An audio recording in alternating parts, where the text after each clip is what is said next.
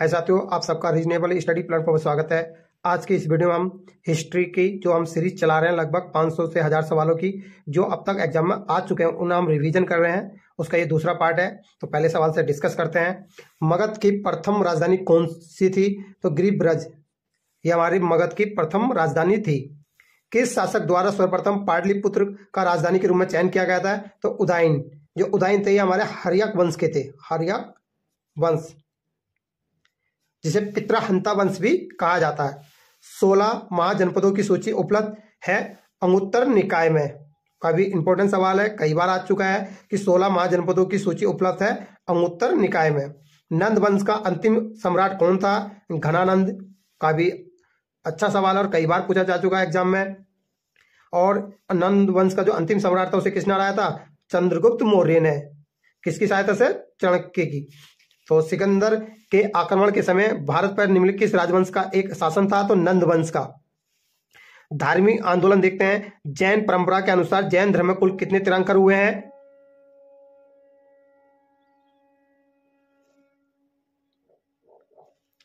धार्मिक आंदोलन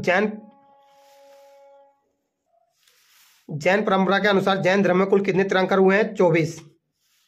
त्रिपिटक धर्म ग्रंथ है किसका? बौद्धों का।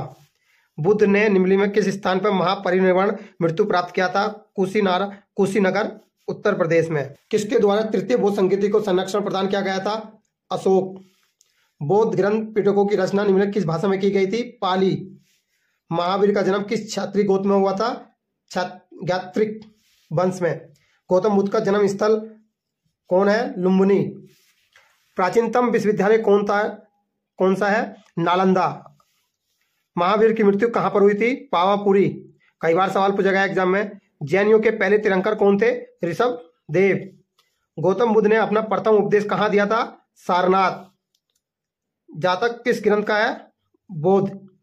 दोस्तों, गौतम बुद्ध ने जो अपना प्रथम उपदेश दिया था सारनाथ में, जब उन्हें ज्ञान प्राप्त हुआ था सबसे पहले वो अपने 5 जो अनुयायी थे उनके पास सारनाथ पहुंचे और सबसे पहला उपदेश उन्हें दिया जो हमारा धर्म चक्र प्रवर्तन कहलाया। इसे याद करना बहुत इंपॉर्टेंट। सिद्धार्थ बुद्ध को ज्ञान प्राप्ति कहाँ हुई थी? बोध गया, बिहार में। सारनाथ में बुद्ध का प्रथम प्रवचन कहाँ क्या कहलाता है? धर्म चक्र प्रवर्तन, जो मैंने आपको समझाया था। 5 अपने अनुयायियों को दिया था सबसे पहले। सर्वप्रथम शून्यता का सिद्धांत का प्रतिपादन करने वाला बौद्ध दार्शनिक कौन था? नागार्जुन जो कनिष्क के दरबार में रहते थे। दिलवाड़ा के जैन मंदिरों का निर्माण किसने करवाया था? चालुक्य सोलंकी वंश ने करवाया था। नागार्जुन कौन थे? बौद्ध दार्शनिक थे नागार्जुन, जो कनिष्क के दरबार में रहते थे। जैन परंपरा के अनुसार महावीर कौन से तीर्थंकर हैं? 24वें और अंतिम माना जाता है इन्हें महावीर स्वामी को। महावीर स्वामी का जन्म कहाँ हुआ था? कुंडग्राम में। कनिष्क के शासनकाल में चतुर्संगीति सभा किस नगर में आयोजित की गई थी? संगति हमारी कुंडलवन, कश्मीर में की गई थी।